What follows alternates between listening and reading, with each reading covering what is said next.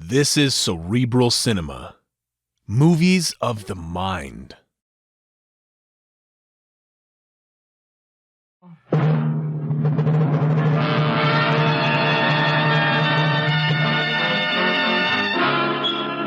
Dangerous Assignment, starring Brian Donlevy as Steve Mitchell. Brought to you by the makers of Anacin for fast relief from the pain of headaches, neuritis, and neuralgia. By Chesterfield, the only cigarette that combines mildness with no unpleasant aftertaste. The cigarette that brings you Bing Crosby and Bob Hope. By your local Ford dealer, who is now displaying the new 1951 Ford, the car that's built for the years ahead. And by RCA Victor, world leader in radio, first in recorded music, first in television.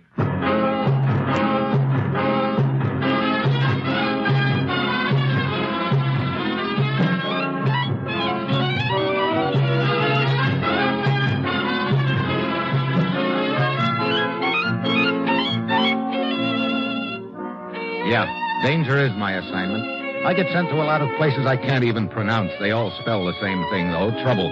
But when I walk into the commissioner's office, I don't realize this assignment's going to end up with me trying my level best to shoot myself.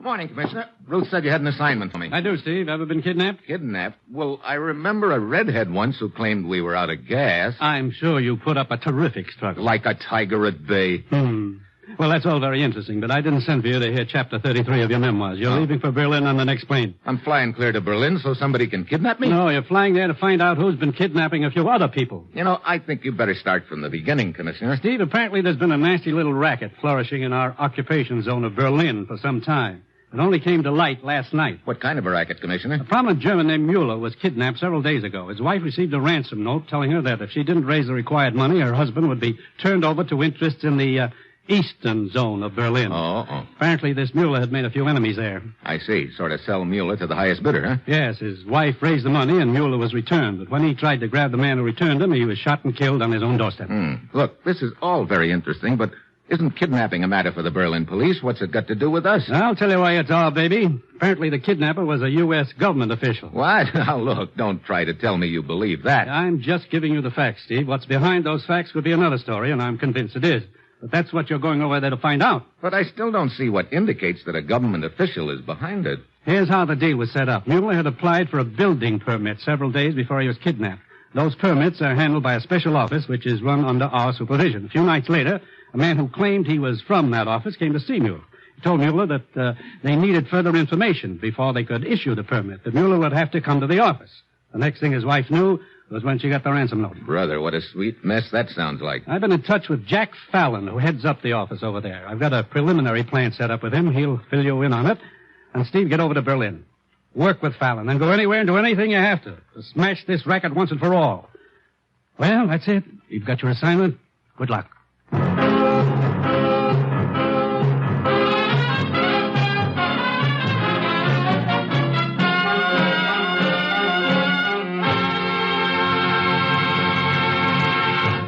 Dangerous Assignment, starring Brian Donlevy in the role of Steve Mitchell, will continue in just a moment.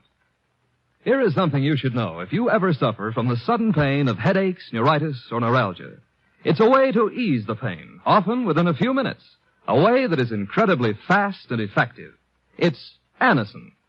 Anacin is like a doctor's prescription. That is, Anacin contains not just one, but a combination of medically proven active ingredients in easy-to-take tablet form. Thousands of people were first introduced to Anacin through their own physicians or dentists. But today, these tablets are in such widespread use that all drug counters have them, and anyone may enjoy their benefits. Next time you suffer from the pains of headache, neuritis, or neuralgia, by all means, try Anacin. You'll like the convenience of Anacin tablets, and you'll be delighted with Anacin's incredibly fast action. Anacin. Anacin. Ask for Anacin by name today at your druggist.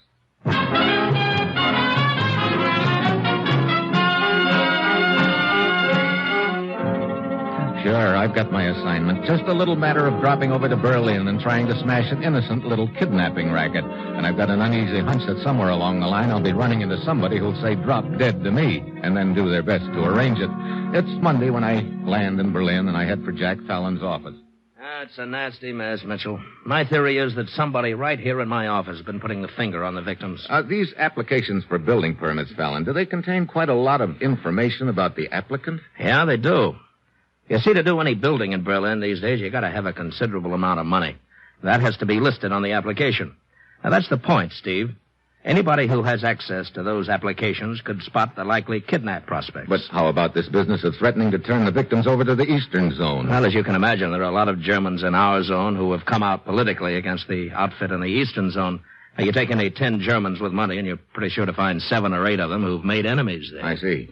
Tell me, Fallon, just who in this office has access to those applications? Well, my office manager can give you a better answer to that than I can. Herr Wittig, I was just going to call you. I was on my way to see you, Herr Fallon. Some reports for you to sign. Oh, come in. I want you to meet Steve Mitchell from the United States. Mr. Mitchell would like some information from you, Wittig. But of course, Herr Mitchell. I'd like to know how many people in this office have access to the applications for building permits. The files are available to Herr Fallon, of course, and to myself. Yeah? Who else? The 3 clerks. Who are they? Frau Gunther, a woman of about 60, Fräulein Gottlieb, a younger woman, and Herr Linder. What can you tell me about them? I mean, have any of them ever acted in such a way as to arouse your suspicions? That's a hard question to answer, Herr Mitchell. They're all hard-working people. Frau Gunther particularly. She keeps mostly to herself. Fräulein Gottlieb, I have no problem with her, other than to keep her boyfriend from calling for her too early in the afternoon. Boyfriend? She's quite friendly with an American sergeant. Sergeant? I see. What about the other one, Linder? Herr Linder has notified us he'll be resigning soon. It seems he just inherited some money from the death of his uncle. Okay. I guess that'll be all, Wittig. Thank you. Of course. If there's any other information I can supply him, Mitchell, do not hesitate to call on me. I won't. Well, you know any more than you did before, Steve? How long has Wittig been your office manager, Fallon? Oh, about a year, I guess. Hey, wait a minute. You don't think he could have anything to do with it? Look, anybody who has access to those files could have something to do with it. Yeah, I guess you're right. The commissioner said something about having set up a plan with you. Yeah, he thought it might be a good idea to have somebody file a fake application and make it look like he was a red-hot prospect, you know? A pigeon, huh? Well, that's what it amounts to. Then we trail along and see what happens. Yeah, sounds like a good idea. You got a man for the job? Mm-hmm. Little character named Benner. Might be kind of dangerous for him, you know. Benner will do almost anything if the price is right. Besides, I think he can handle it okay. He's a very cautious little chap. Never takes an elevator if there's a stairway, you know, that sort of thing. Can we trust him? Oh, yeah. He's done a lot of jobs for us in the past. Oh, excuse me. Hello? Oh, yes, Benner. Mm-hmm. Right, yeah. You'll be contacted there by a man named Steve Mitchell. You're to work with him. Well, Benner's on his way to the Kronig Hotel. He's going to register there. Okay, I'll get on over there myself. See you later, Fallon.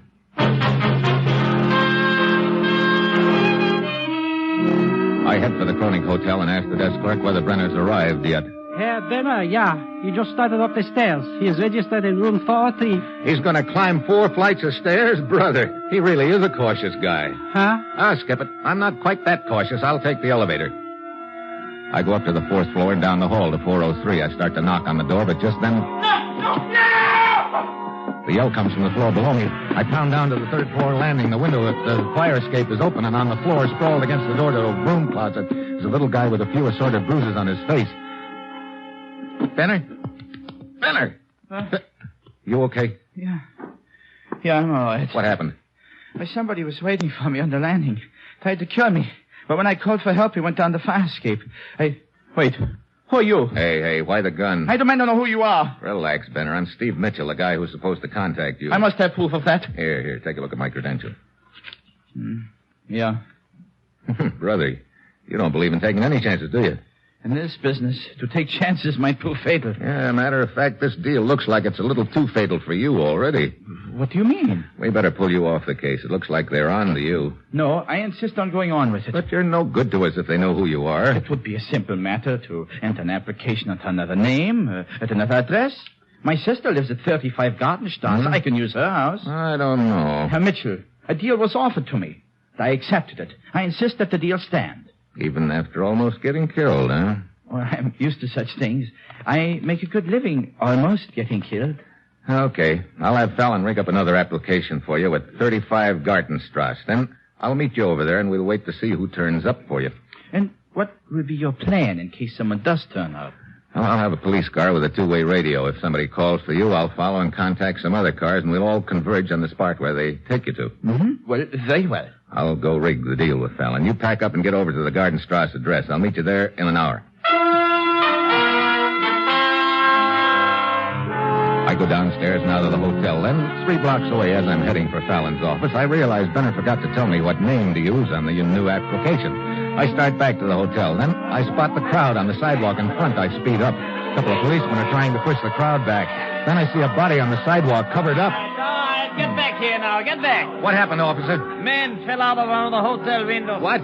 You know who it was? Yeah. It's not much left of the body, but we found his papers. It was a little man named Benner.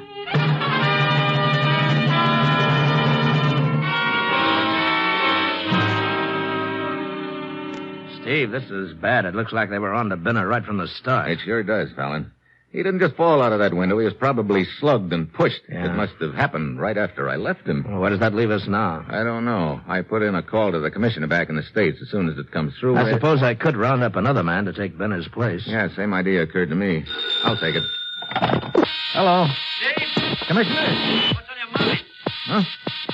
Hey, this connection is lousy. Jiggle the phone, will you? That better? Yeah. I said, what's on your mind?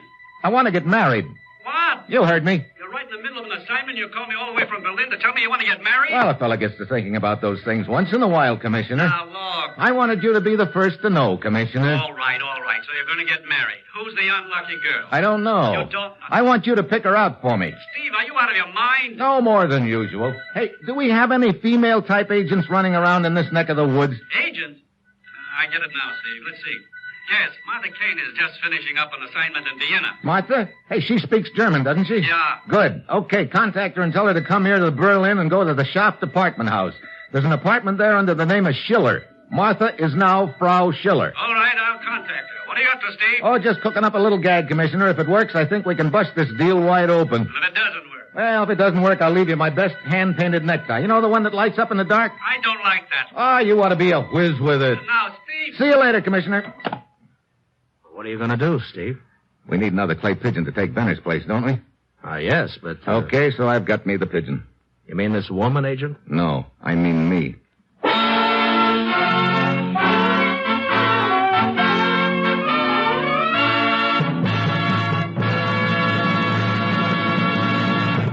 In just a moment, Act 2 of Dangerous Assignment.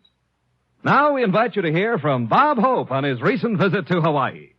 Well, here we are on the island of Oahu. We had a very smooth trip over. At first, we flew at an altitude that didn't bother me. We had to go up higher because the salt water was ruining the tires. Just out of San Francisco, we developed a little motor trouble, and the pilot yelled, "Throw everything we don't eat overboard." A Navy cruiser picked me up about 2 hours later. Now, let's sell Chesterfields. You know, the real test for mildness in a cigarette is as old as tobacco itself. Just open a pack of Chesterfields and smell that milder tobacco aroma. Then light up a Chesterfield and prove what every tobacco man knows.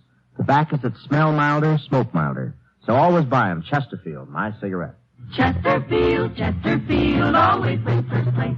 That milder, mild tobacco never leaves an aftertaste. So open a pack, give 'em a smell. Then you smoke 'em. Don't forget to give Crosby for Christmas. I mean the Chesterfield Christmas carton with Bing as Papa Santa Claus.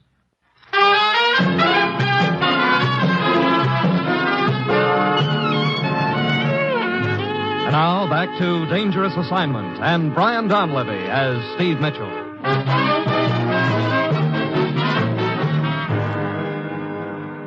You're really going through with this deal, Steve? What do you think, Fallon? Well, okay.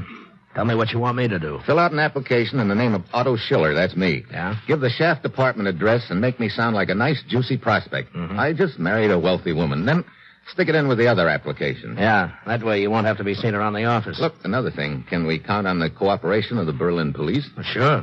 What do you need them for? A radio car. Oh, I'll arrange that. Okay. Well, I guess that's it, Fallon. I better get over to the apartment. Be careful, Steve. I'll see you when it's all over, I hope.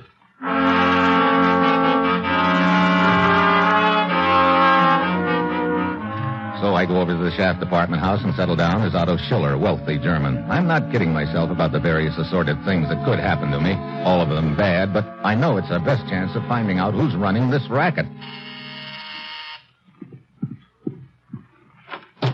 I understand you want to get married, Steve. Hi, Martha. Come on in. Right. You sure got to Berlin in a hurry. I caught a plane from Vienna as soon as the commissioner contacted me. Well, make yourself at home. It's half yours.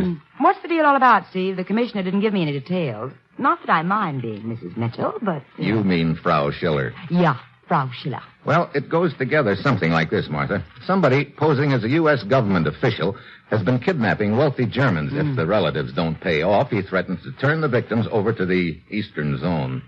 Where do you fit in? I'm the next victim, I hope. So, well, you know, Steve, you haven't changed a bit. You always did manage to figure yourself into the sweetest spots. Well, if the deal works, somebody will come for me here. You slip out the side door and downstairs to the radio car, follow us, and contact the police. Okay, when are you expecting to call us? I don't know. Could be minutes or it could be days. Days?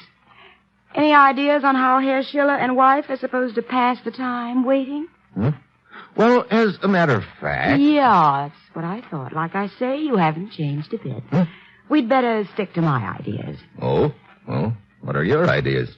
Canasta? Canasta? Now, look. Can't you think of any better way to pass the time than... Hey, wait a minute. Sorry, I just remembered we don't have any cards, so I guess we'll just have to... No. Hey, where'd that deck come from? My purse. Be prepared, I always say. Looks like you haven't changed a bit either. Okay, deal them up.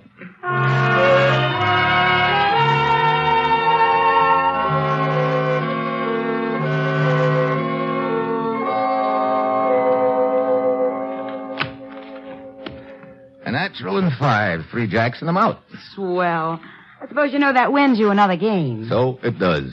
I suppose you also know that makes 5 straight games. You've cleaned me and broke. Don't tell me your troubles, lady. Canasta was your idea. Yeah, I know. Steve. Better get into the next room. Right.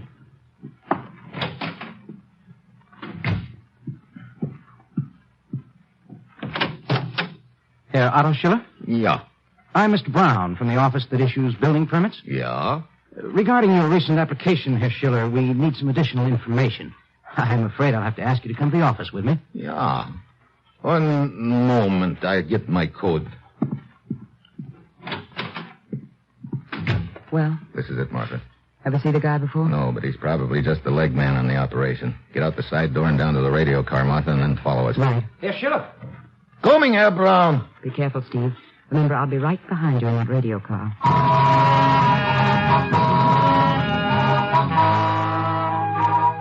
Martha slips out the back door of the apartment, and I join Mr. Brown in the living room. We go down the elevator to the street, and Brown motions toward the curb. Here's my car, Herr Schiller. I sent my driver on a little errand. He should be back in a moment. Here, you wait inside. Get in. Mitchell? Huh? You heard me. You can cut out the Yar 9 routine. Inside, you get a slug. Little surprise party, huh, Brown? That's right. I've got another surprise for you, too, Mitchell. I can hardly wait. What is it? You'll love it. Take a look out the window. Martha. Yeah. Your little pal was going to tag along in the radio car. Get her inside, Fritz. Yeah. He was waiting for me at the side door, Steve, complete with guns. Oh, this is just great. I thought you'd be overjoyed, Mitchell. Where are we going? To see the boss. Oh? Who is the boss? You'll find out, Mitchell. Okay, Fritz, let's get going.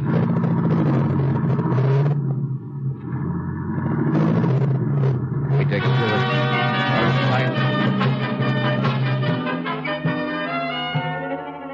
And after more of the ruined section of the city, we finally pull up in front of a deserted warehouse. Martha and I are hustled inside and tied up. Then Brown and Fritz leave. Doesn't look so hot for us, does it, Steve? No. I'm sorry I got you into this, Martha. Well, I've only got one regret. That you ever left Vienna? No, that we wasted so much time playing canasta. Great kind to have both hands tied behind me. Hey, wait. I think I can twist my hands around a little. Turn your back to me. Maybe I can work on your ropes. Okay.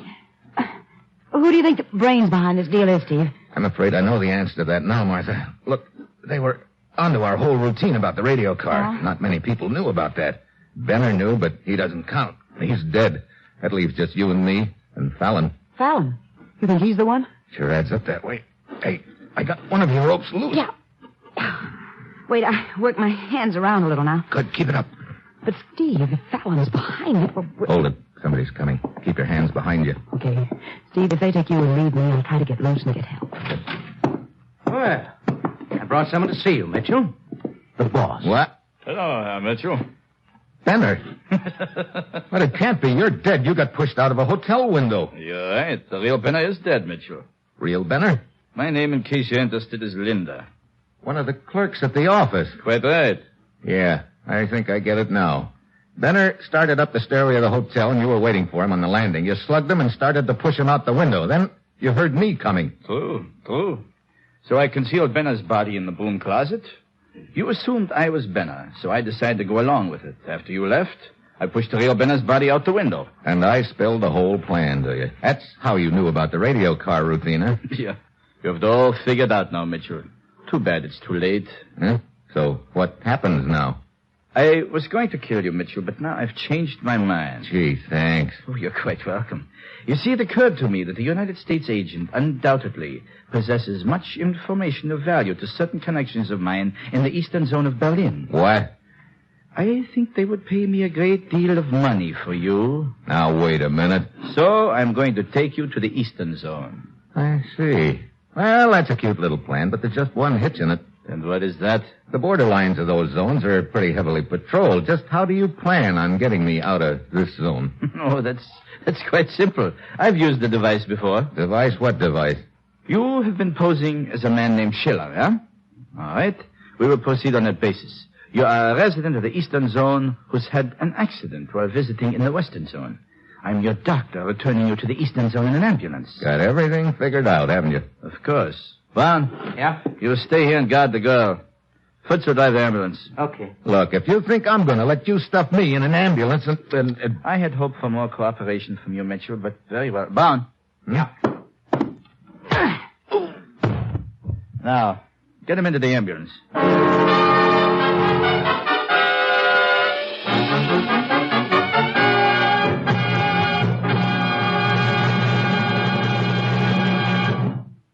In just a moment, the conclusion of Dangerous Assignment. Ladies and gentlemen, the new 1951 Ford, the car which is setting a style trend for the future, is now at your Ford dealers. We want you to see this car and to check its 43 look-ahead features. The automatic ride control, for example, gives you added comfort by automatically adjusting the ride to the road. New key turn starting and a rear deck lid that pops up automatically are two of the features which give you new convenience. There's new style and beauty both inside and out. New luxury lounge interiors are upholstered with rich Ford craft fabrics in harmonizing shades to complement your choice of exterior color.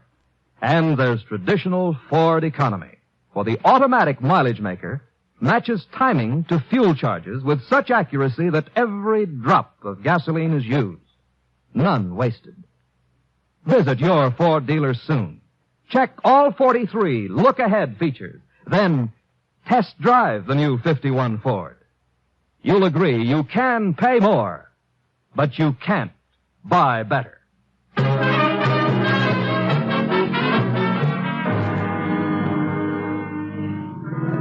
When I come out of it, I'm strapped on a stretcher in the ambulance. My head is completely bandaged except for 2 eye holes. There's even a strip of tape over my mouth. So, you're conscious again. We're almost to the eastern zone, Mitchell. As you see, the setup is complete. I'm your worried doctor, crouching over you. Above you, the bottle of blood plasma, the rubber tube leading along your arm under the blanket. And in your ribs, do you feel this? I see you do. Needless to say, it's a gun. I'm holding it against your side under the blanket. And if you try to give any sign to the border guard, well, I'm sure you know what will happen. The American guard. He is waiting for us to stop. Of course, Fritz, the routine examination. An examination that we will pass with flying colors. He's coming around to the rear of the ambulance. We're ready for him. Aren't we, my friend? Okay. What do we got here? This patient is Herr Otto Schiller, a resident of the eastern zone who had an accident while visiting in the western zone. I'm returning him. Oh, you his doctor? As you see. All right, trot out the papers, Doc. Here they are. His papers, my papers, and the report of the accident. Okay, just hold the phone while I look them over, Doc. Please hurry. You see, the patient's very weak. I'm giving him a transfusion. His life depends on it. Yeah, I'll speed it up. Won't take a minute.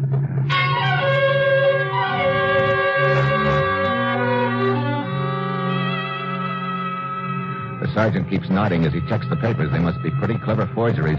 Right now, I feel like a chicken with his neck on the block waiting for the axe. With Brown guarding Martha at the warehouse, she can't get loose and bring help. Then it hits me, a wild idea, but it might pay off. He'd told the sergeant my life depended on a transfusion. I look up at the bottle of plasma hanging over me, then at the rubber tube. My wrists are strapped to the sides of the stretcher under the blanket, but my hands themselves are free. I can feel the rubber tube running along the back of my hand. I twist my fingers around it until I get a good hold of it. Then I jerk as hard as I can. Hey, the plasma bottle broke. Yeah. Got any more plasma in the ambulance? Why, no, but... Driver, turn the ambulance around. Wait. No, we got a dispensary back about half a mile. You can get more plasma there. That will not be necessary. What? Look, Doc, you just told me the guy had to have a transfusion or he'd plunk out. Yes, what I mean is there's a hospital in the eastern zone. Just 3 blocks ahead. It'll be closer. Huh? Yes. Well, I know. Sergeant, I warn you, if you delay us further, you may be responsible for this patient's death. Well, guess you know best, then.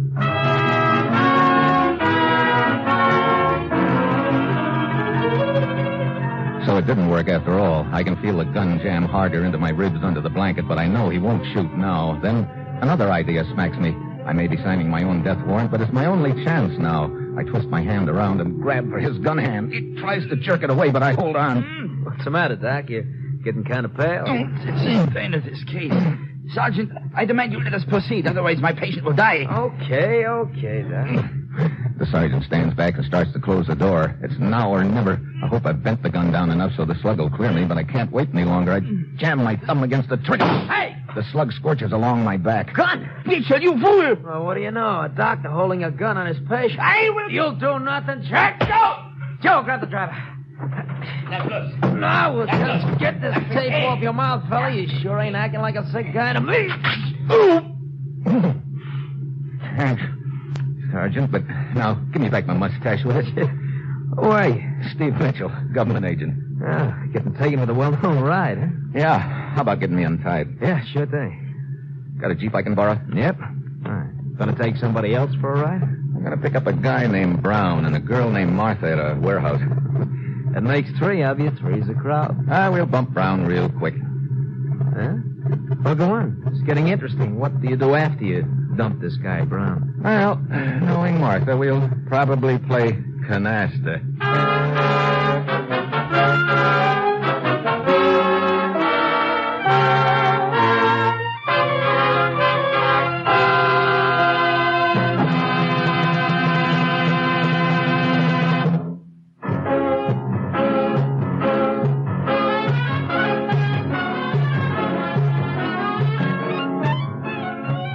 Dangerous Assignment, starring Brian Donlevy as Steve Mitchell, is written by Bob Reif and Adrian Jondo, with music by Robert Armbruster, and is produced and directed by Bill Karn.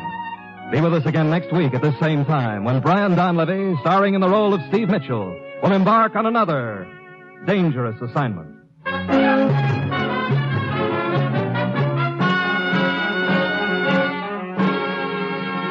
Now stay tuned for another big mystery program on NBC's All-Star Festival. Herbert Marshall as The Man Called X.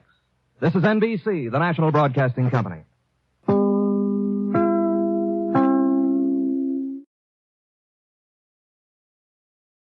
This is Cerebral Cinema. Movies of the mind.